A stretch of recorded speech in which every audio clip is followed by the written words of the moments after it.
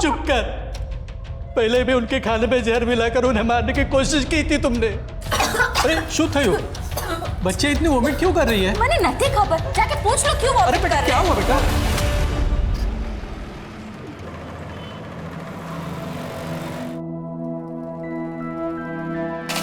दीदी चलो ना बैडमिंटन खेलते हैं। थामनी स्तुति। चलो ना दीदी। क्यों स्तुति? वेट कर, ये वाला डिजाइन तो पूरा हो जाने दे। अरे सु अच्छे शगुन, क्या बातें चल रही दोनों बहनों में, मुझे भी बताओ। और हाँ, तेरा डिजाइन पूरा हुआ कि नहीं? ये देखो माँ, मैंने यहाँ पर बटन के बदले ये लगा दिया। कैसा लग रहा है? दिखा? वाह शगुन, बहुत सरस। अरे इतना पक्का काम करना सीख लिया तूने इतनी जल्दी। देखना माँ, मैं बड़ी होकर एक दिन बहुत बड़ी फैशन डिजाइनर बनूंगी। ये बड़ा बुटीक होगा मेरा। जरूर होगा बेटा, जहाँ चाह होती ना वहीं राह होती है। और पता है, जो मेहनत करते हैं ना उन्हीं के सपने पूरे होते हैं। और पता है तुझे, तेरा ये जो मेरी काम तो किसी को पढ़ी ही नहीं है, मुझे कोई भी मोटिवेट नहीं करता है। देखो नानी माँ बोली, मुंह क्या टेढ़ा हो रहा है? हाँ अरे बेटा मेरा, मेरी सबसे बड़ी उम्मीद है ना तुझी से, समझी?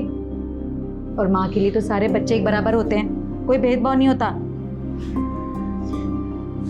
रिंकू दीदी कहाँ है?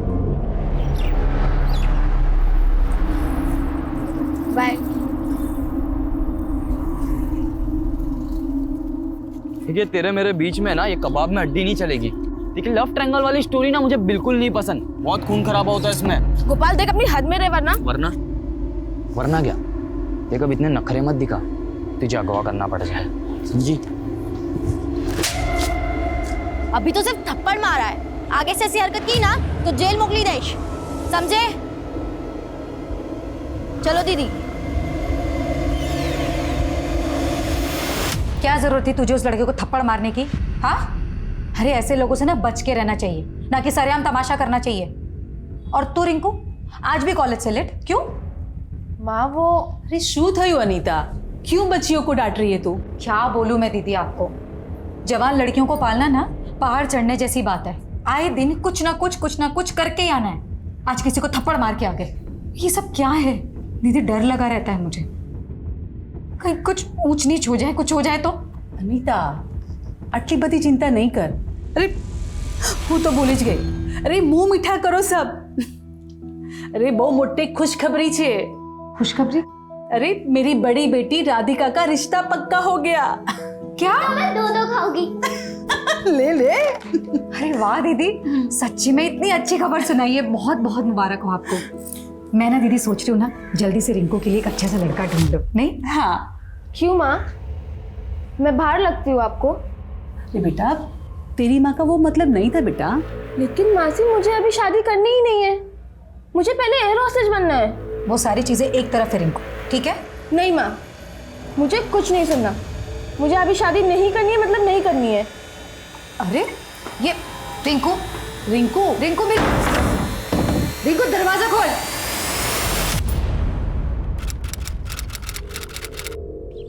स्तुति, शगुन, रिंकू, खाना बना दिया है मैंने, ठीक है? खा लेना टाइम से।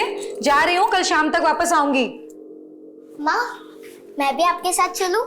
नहीं बेटा, तू क्या करेगी वहां जाके? और वैसे भी कल शाम को लौटूंगी मैं, तब तक एक दूसरे का ख्याल रखना है ना। लड़ाई झगड़ा नहीं करना, ठीक है? अरे रिंकू सुनना,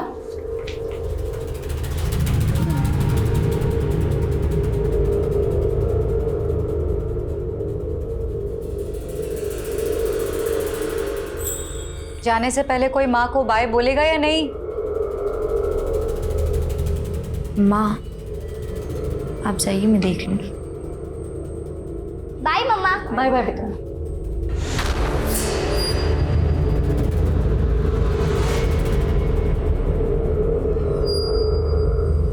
अरे આ તો બહુ ઈઝી છે। જો 5 ને કેટલા થાય? 6, 4 ને 2 પણ 6, 3 3 પણ 6, 2 ને 4 પણ 6, 1 ને 5 પણ 6। સિમ્પલ, 6 6 6 ઈઝી છે ને? ચાલો આપણે નેક્સ્ટ કરીએ। ઓકે,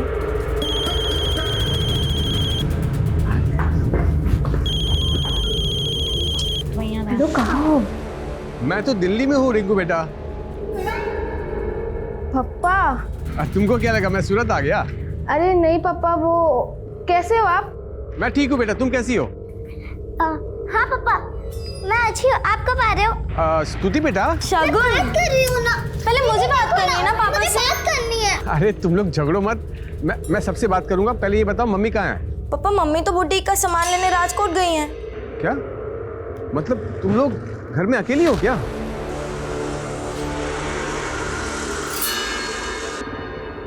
देखो तुम लोग ध्यान से रहना, ठीक है? हाँ पापा, आप हमारी टेंशन मत लीजिए। Good night, bye. दीदी मुझे पापा से और बात करनी थी। कल कर लेना, अभी बहुत रात होगी, तुम लोग चलो सो जाओ चल के। हाँ। अरे वो सब रहने दो ना, ये सब सुबह कर लेना, अभी अभी सो जाओ, बहुत रात होगी। चलो चलो चलो चलो चलो।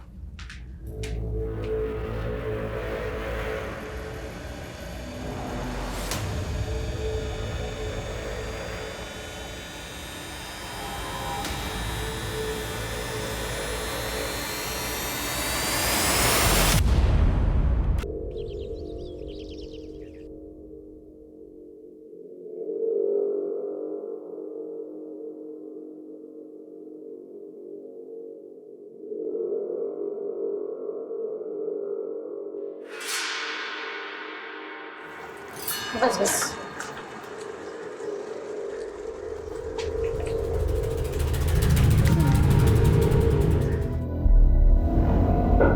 अरे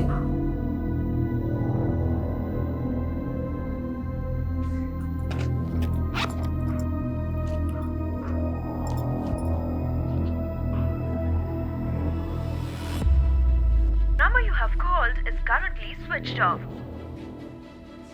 नंबर भी बंद है। बिट्टू, हाँ आंटी। बेटा स्कूल गए थे आज? हाँ। अच्छा ये स्तुति, शगुन दीदी, रिंकू दीदी कहाँ हैं, कुछ पता है? मालूम नहीं आंटी, लेकिन हाँ जब मैं शगुन दीदी और स्तुति के साथ आ रहा था स्कूल से, तब हमें रास्ते में रिंकू दीदी मिली थी। अरे शगुन, स्थिति, आगे तुम लोग एक काम करो, मेरे साथ चलो। कहाँ दीदी?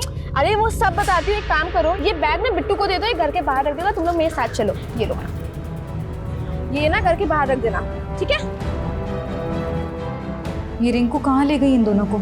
मुझे नहीं मालूम आंटी। उमंग, आधी उम्र तो तूने शादी किए बिना ही निकाल दी।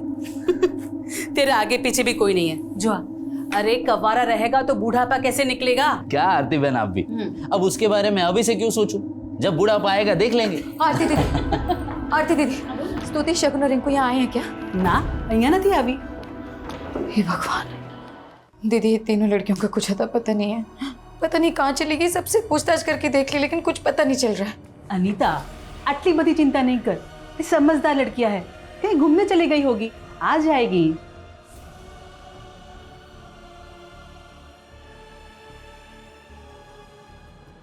हाँ अनीता, कुछ पता चला उनका? नहीं, आरती दीदी के यहाँ भी नहीं है। अरे कितनी बार कहा है तुम्हें, उन्हें अकेला छोड़कर मत जाया करो, लेकिन तुम कल रात से गायब थी। अरे लेकिन दोपहर तक तो साथ थी ना तीनों। स्तुति और शगुन स्कूल भी गई थी, फिर रिंकू रास्ते में मिली दोनों को, फिर दोनों रिंकू के साथ कहाँ गई कुछ पता नहीं। अच्छा ठीक है अब रो मत, हिम्मत से काम रखो, ढूंढो उनको। और सुनो, आज रात की कोई भी ट्रेन मिल जाती है तो मैं कल तक सूरत पहुंच जाऊंगा, ठीक है?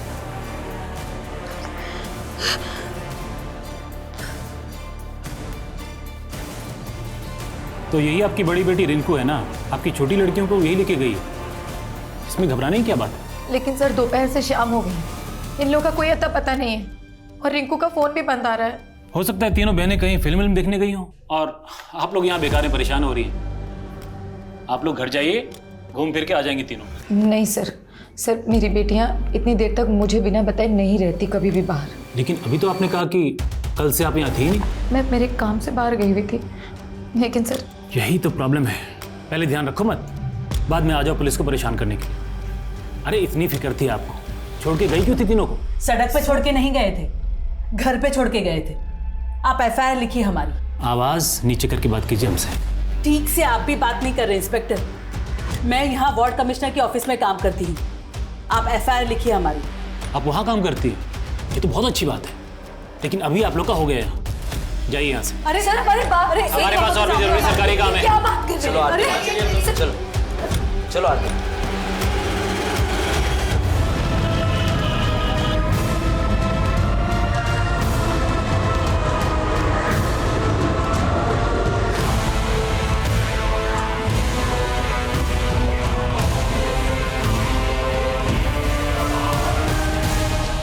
अनीता संभाल तारी जात ने। अनीता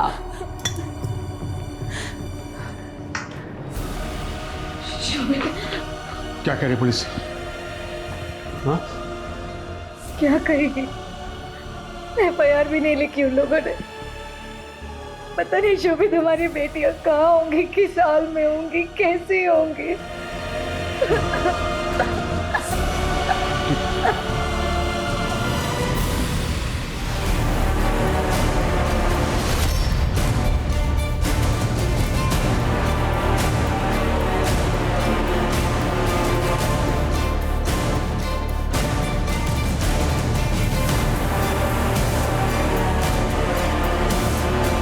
हमारे लिए ये जानना बेहद जरूरी है कि रिंकू शगुन और स्तुति को कहाँ लेकर गई थी, जिसके बाद से रिंकू गायब है और शगुन और स्तुति की लाशें मिली।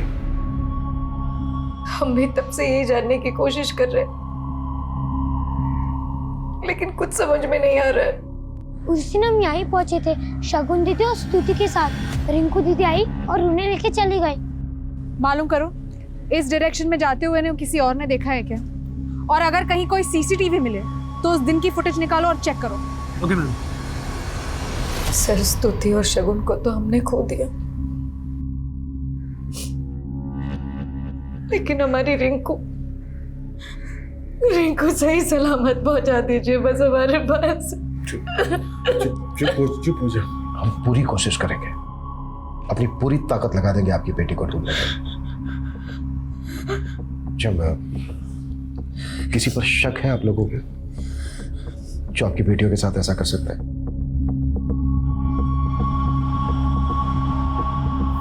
नहीं सर। एक लड़का है सर, 1 नंबर का आवारा लड़का है सर वो। कुछ दिन पहले मेरी बेटी रिंकू के साथ बदतमीजी करने की कोशिश की थी उसने, और इसके लिए शगुन ने उसे थप्पड़ भी मारा था। रिंकू कहाँ है? कहाँ है रिंकू? मुझसे क्यों पूछ रहा है? और पूछना तो उसके बॉयफ्रेंड से पूछिए सर, वही कांड किया है। रिंकू का बॉयफ्रेंड कौन? सर नाम तो नहीं पता, पर हाँ रिंकू को उसके साथ बहुत बार देखे। सर रिंकू उसकी बाइक पर बैठ के आती थी, और उसकी बहन शगुन ने जैसे मुझे थप्पड़ मारा था वैसे उस लड़के से भी बहुत चिढ़ती थी। उस लड़के की वजह से दोनों बहनों में बहुत झगड़े होते थे सर। बाय। दीदी आपने मुझसे बोला था कि आप उस लड़के से कभी नहीं मिलेंगी। आपने मुझसे प्रॉमिस किया था, इसलिए मैंने मम्मी को भी कुछ नहीं बताया। लेकिन क्या शगुन, क्या प्रॉब्लम है तेरी? ये मेरी लाइफ है, मैं किससे मिलूंगी किससे नहीं मिलूंगी मैं डिसाइड करूंगी, तू नहीं समझी? ठीक है, फिर मम्मी आपसे बात करेंगी। शगुन मेरी बात सुन। पता करो रिंकू का वाकई में कोई बॉयफ्रेंड है क्या? शबरी को पाला में घुमा रहा है। Right sir.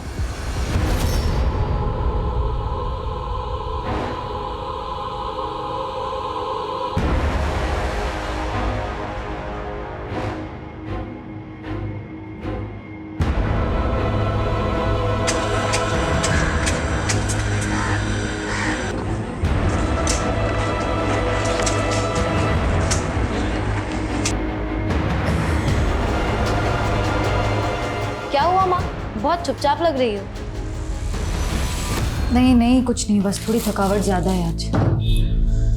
ना मम्मा, हम आपकी मालिश कर देते हैं। अच्छा। और मैं पैर दबा देती हूँ। अरे वो कुछ नहीं हुआ है, आपको सिर्फ विटामिन A की कमी है। अरे मैं आपके लिए टैबलेट लाऊं? हाँ, मुझे पता नहीं था इतने सारे डॉक्टर्स हैं। हाँ क्या है ये?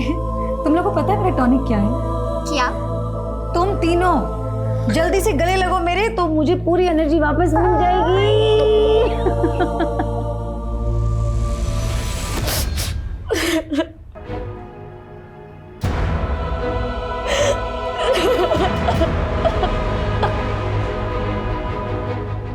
अब रोने से क्या फायदा? पछताने से हमारे बच्चे तो वापस नहीं आ जाएंगे। मैं उनको यहाँ तुम्हारे भरोसे छोड़कर गया था, लेकिन तुम्हारी लापरवाही की वजह से हमारे बच्चे आए। शोभित, तोशी आप भी हैं। मेरी बच्चों को पैदा करके छोड़ने के अलावा आपने किया क्या उनके लिए? अरे उन्हें जब सबसे ज्यादा आपकी जरूरत थी तब आप नहीं थे उनके पास। आपके गैर जिम्मेदारपन की वजह से मेरी बच्चों ने भुगता। जिम्मेदार आप भी हैं।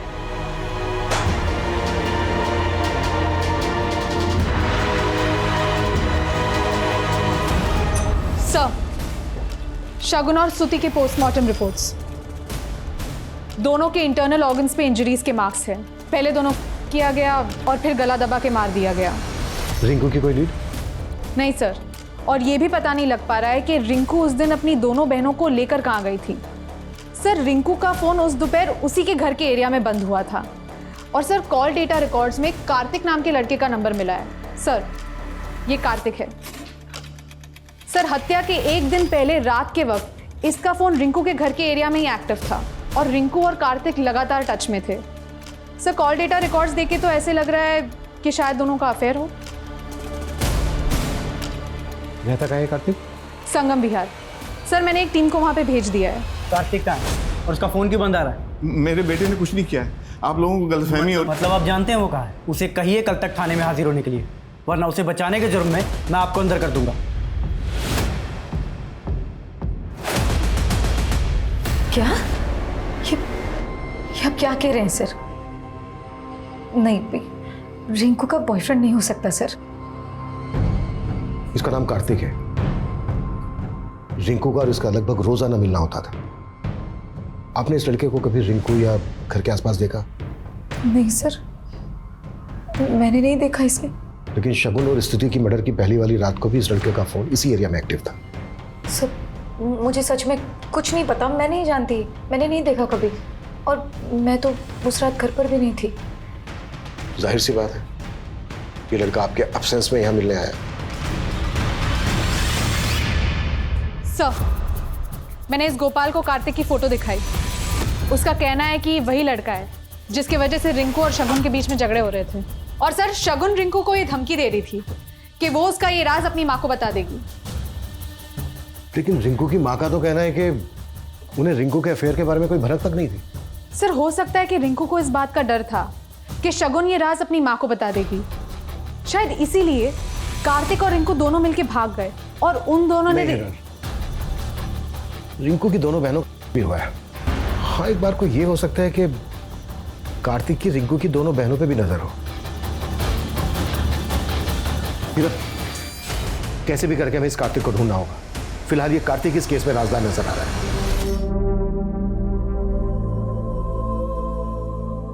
बेटा, मैं तेरे सपनों के खिलाफ नहीं हूँ, मुझे बस डर लगता है। डर तो मुझे आपसे लगने लगा है। आप सिर्फ कहने के लिए बोलती हो कि आपको मेरी परवाह है, लेकिन सच तो ये कि आप सिर्फ खुद के बारे में सोचती हो। इसके लिए पापा ने भी आपको। बस रिंकू। क्या हुआ? सच नहीं सुन सकती ना आप? तो मैं भी आपके फैसले बर्दाश्त नहीं करूंगी अब। बस करो दीदी, वरना क्या? बता देगी, बता दे, मुझे अब कोई फर्क नहीं पड़ता।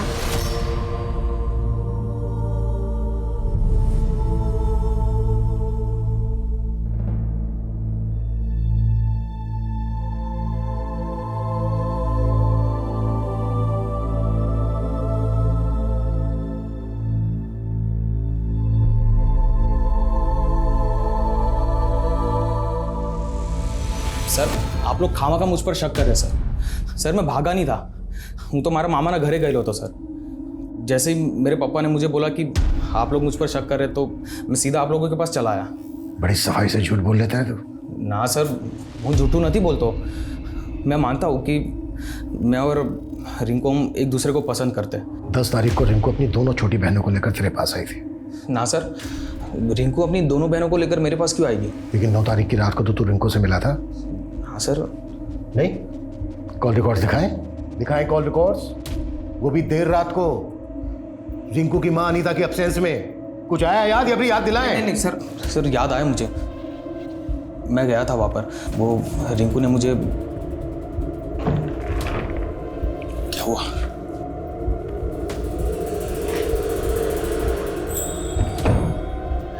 यार रिंकू मुझे इतनी रात को यहाँ पर क्यों बुलाया? कार्तिक, मेरी मम्मी मेरी शादी करना चाहती हैं और शायद राजकोट भी वो मेरे लड़का देखने ही गई हैं। अगर उन्होंने मेरी शादी की ना तो कर लूंगी। एक काम करते हैं, तुम ना मेरे साथ भाग चलो, हम दोनों शादी कर लेते। नहीं कार्तिक, मुझे अभी शादी नहीं करनी है। मैंने कहा ना, मुझे एयर होस्टेज बनना है। आई नो रिंकू, लेकिन तुमने तो मुझे अभी बोला कि तुम्हारी मम्मी तुम्हारी शादी करवाना चाहती है। फिर क्या तुम एयर होस्टेज बन पाओगी? दीदी, मैंने कभी सोचा भी नहीं था कि आप इतने गिर जाओगे। मम्मी के एब्सेंस में आप इसके साथ। शगुन मेरी बात तो सुनो। कार्तिक अभी तुम जाओ यहाँ से, रिंकू अभी तुम जाओ यहाँ से। सर फिर मैं वहाँ से चला गया था, उसके बाद क्या हुआ मुझे नहीं मालूम सर। और अगले दिन भी मेरी रिंकू से कोई बात नहीं हुई थी सर। आप चाहे तो चेक कर ही सको चाहता। यही तो प्लानिंग थी तेरी।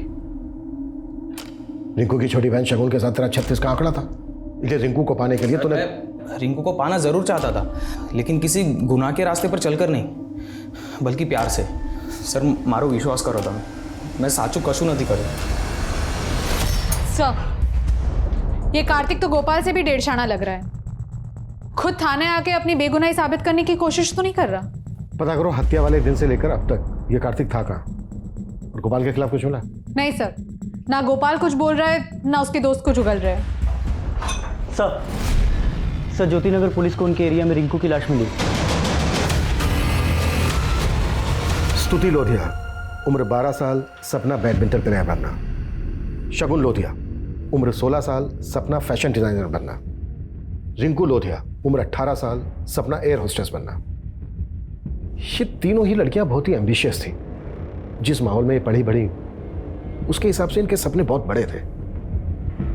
हो सकता है किसी को इन बच्चियों के सपनों से जलन हो, इनकी फैमिली से दुश्मनी हो, जो इनका पर मर्डर करके निकाली गई। सर लेकिन अनीता और शोभित ने गोपाल के अलावा किसी और पे शक नहीं जताया। यही तो मुझे भी खटक रहा है। जिस तरह से इन तीनों बच्चियों को करने के बाद मारा गया, ये गहरी रंजिश की तरफ इशारा करता है।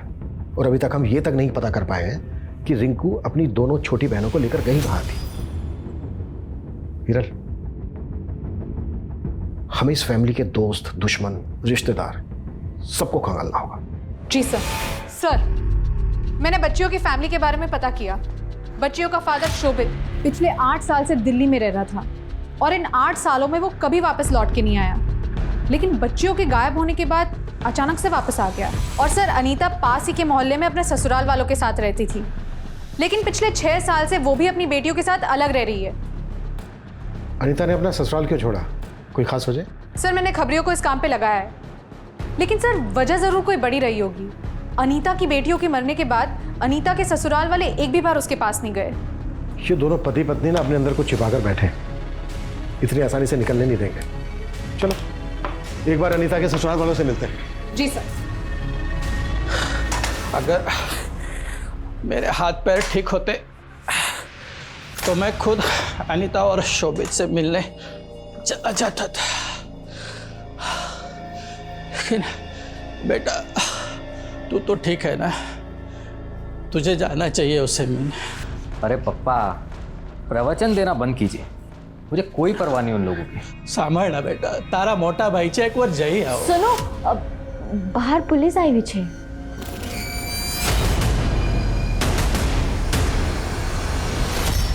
हम घर गए थे आपके फादर ने कुछ बताया हमसे? आप क्या पता है सर आपको?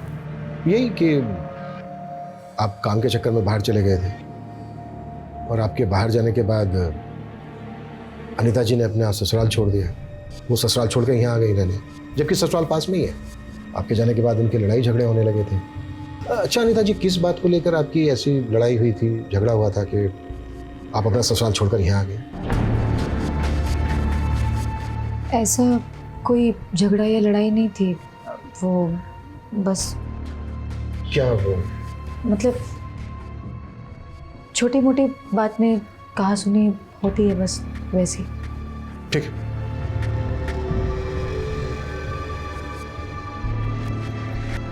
अब जितना यहाँ रुकोगी ये हमारा इतिहास कुरेदते रहेंगे। अब भी वक्त है, चलो मेरे साथ दिल्ली। इन दोनों के हाव भाव को देख के ऐसा लग रहा था कि जैसे दोनों कुछ छिपा रहे हैं हमसे। इन्होंने अपनी 3 बेटियों को खोया है, सख्ती करना तो इनके साथ ठीक नहीं होगा। अपना खबरी नेटवर्क एक्टिव करो। इन दोनों के पास की एक डिटेल चाहिए मुझे। कितनी बार कीधुं छे कि एडल्ट डायपर पहना करो, लेकिन नहीं, पता नहीं और क्या क्या बकवास झेलना पड़ेगा मुझे इस घर में। ये साफ सफाई करने के लिए आई हूं मैं। अबे मारी नाखना मुझे, मारी डाल। जैसे अनीता के बेटियों को बाद क्या क्या बकवास कर रहे हैं आप? हाँ, कुछ भी बोले जा रहे हैं जो मन में आ रहा है। क्या हुआ? क्या किटकिट लगा रखा है? जो तुम्हारे पापा ने अरे कही थी, देखो हाँ? लोग देख रहे हैं वहां बाहर।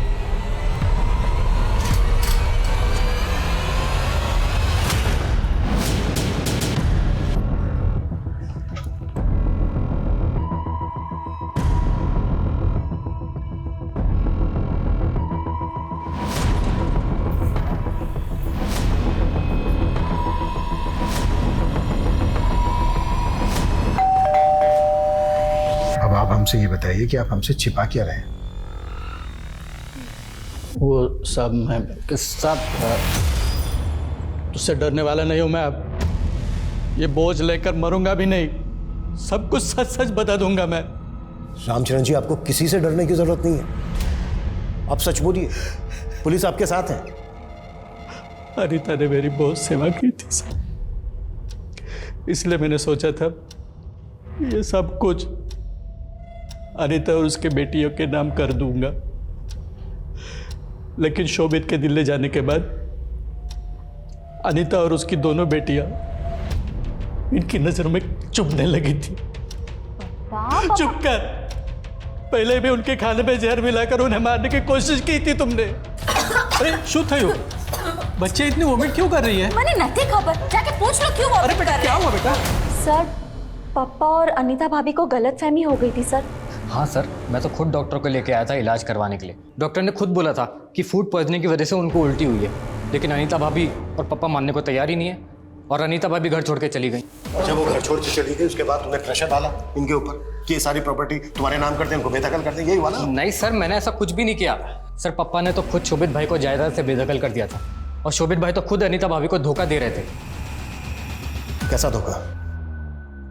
सर, शोभित भाई का यतिन नाम के आदमी की बीवी के साथ चक्कर चल रहा था। उन्होंने हमें मुंह दिखाने के काबिल नहीं छोड़ा।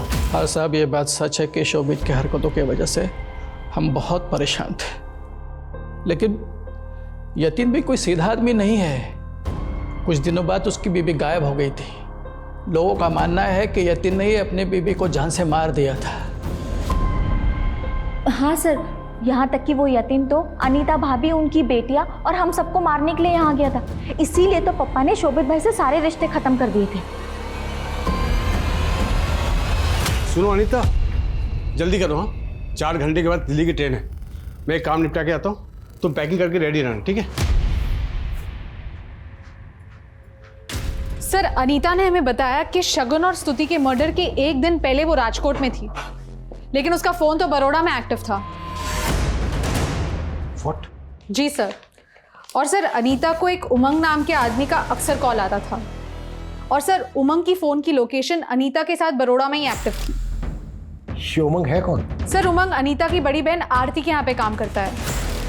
और सर, हमें एक और बात पता चली है, यतिन की बीवी काफी टाइम से गायब है और इसकी भी भनक मिली है कि यतिन की बीवी का शोभित के साथ अफेयर था और कुछ टाइम पहले शोभित ने यतिन के साथ मारपीट भी की थी क्योंकि उसको शक था कि यतिन ने उसकी बेटियों को मारा है। ये बात ना तो हमें शोभित ने बताई और ना ही अनीता ने। और अनीता ने हमें ये तक नहीं बताया कि अनीता ने उसकी बेटियों को जहर देकर मारने की कोशिश की गई थी। और अब अनीता का उमंग के साथ अफेयर होने का क्लू मिल रहा है।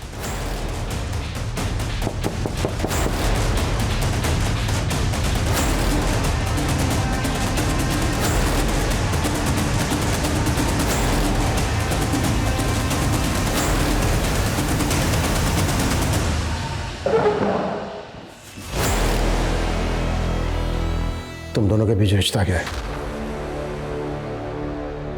सर, मैं आरती दीदी से मिलने उनके ऑफिस जाया करती थी, इसलिए इन्हें अच्छे से जानती हूँ। तुमने हमसे पहले कहा कि तुम राजकोट गई थी। बाद में हमें पता चलता है कि तुम उमंग के साथ बड़ौदा में थी और वहां पर एक साथ एक ही होटल के एक ही रूम में रुके। अब ये बिल्कुल मत कहना कि तुम लोगों के बीच कोई रिश्ता नहीं है। सर, रिश्ता दोस्ती का है। शोभित ने कभी मेरी फिक्र नहीं की, मुझे मेरी बेटियों के साथ अकेला छोड़कर दिल्ली चला गया और फिर बरखा की वजह से मुझे मेरी बेटियों के साथ अकेले रहना पड़ा। और एक अकेली औरत पर हर कोई नजर काटता है सर। ऐसा मेरे साथ भी हुआ।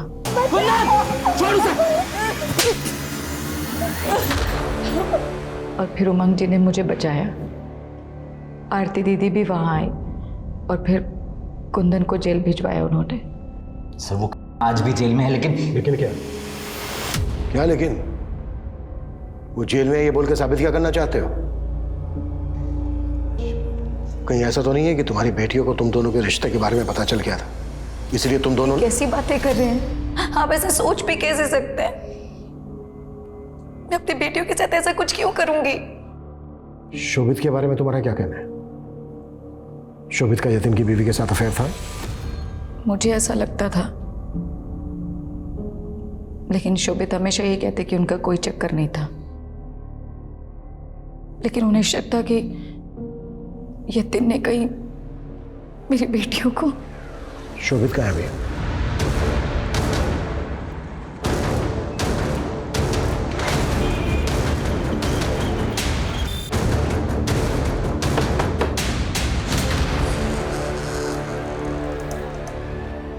ये सुमन का घर है जो मुंबई में रहती है। अब आप यहाँ पे क्या लेने आए? सुमन का 4 दिन पहले मुंबई में मर्डर हो गया।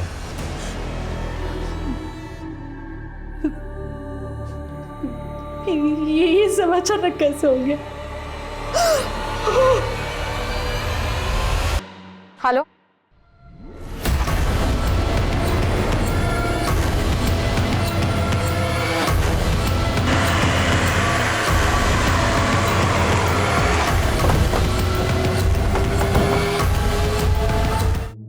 सर, शोभित के बारे में सारी इंफॉर्मेशन निकाली है मैंने। शोभित दिल्ली के भजनपुरा इलाके में रहता है अपनी दूसरी बीवी के साथ।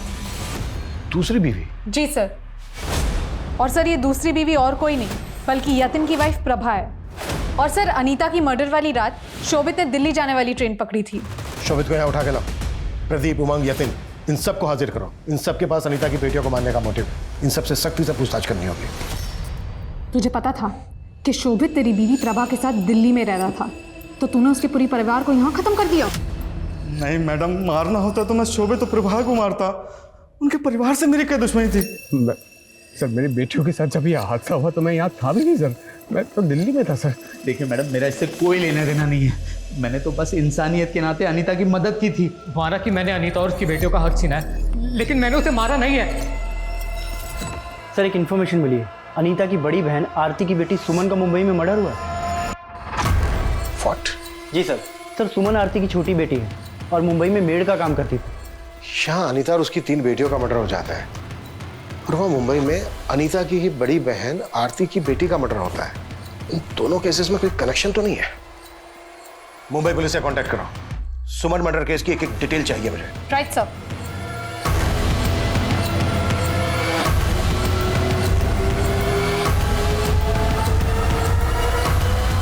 सर ये देखिए, यही वो आदमी है जो सुमन का पीछा करते हुए दिखाई दिया था। इस आदमी की फोटो अनीता और उसकी बेटियों से जुड़े सभी लोगों को दिखाओ। पता करो उनके साथ इसका कोई कनेक्शन है क्या? जी सर।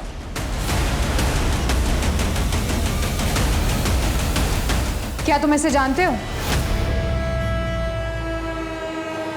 सब मैंने कुंदन भाई के कहने पर सुमन को मारा था साहब। काफी समय से पैरोल पर बाहर था और जगताप ने हमें यह भी बताया कि उसने तेरे कहने पर सुमन को मारा है। अब ये बता, तूने सुमन को क्यों मरवाया? आरती और उसकी बेटियों को क्यों और किससे मरवाया? हाँ, मैंने मरवाया सबको। क्यों? दरअसल ये सब कुछ गलतफहमी से शुरू हुआ था। शोभित ने शहर में उमंग को बताया कि उसे एड्स है और उमंग ने मुझे आके बताया, तो मैंने उमंग को मना किया किसी को भी ये बात बताने के लिए, क्योंकि मेरी बड़ी बेटी राधिका की शादी तय हो चुकी थी और मैं नहीं चाहती थी कि किसी को भी ये बात पता चले। इसीलिए मैंने चारों को मरवाने का सोच लिया और कुंदन को भी मैंने ही पैसे दिए थे। मैं एक साथ चारों को मरवाना चाहती थी, लेकिन मुझे नहीं पता था कि अनीता घर पे नहीं है। और मैं रास्ते में रिंकू से मिली और फिर रिंकू अपनी बहनों को बुला कर लाई। फिर मैं उन लड़कियों को आगे ले गई जहां मैंने उन लड़कियों को कुंदन के हवाले कर दिया, लेकिन कुंदन ने उनका पे किया और फिर मेरे डांटने पर कुंदन ने रिंकू को भी मार डाला। और उसके बाद अनीता को भी मरवाया। हाँ। अपनी खुद की बेटी सुमन को क्यों मरवाया? कि शोभित की एड्स की बात छुपाने के लिए मैंने ही लड़कियों को मरवाया था, लेकिन मुझे डर था कि सुमन किसी के सामने अपना मुंह ना खोल दे। एक औरत, एक माँ के नाम पर बदतुमा दाग हो तुम मेरी नजर में।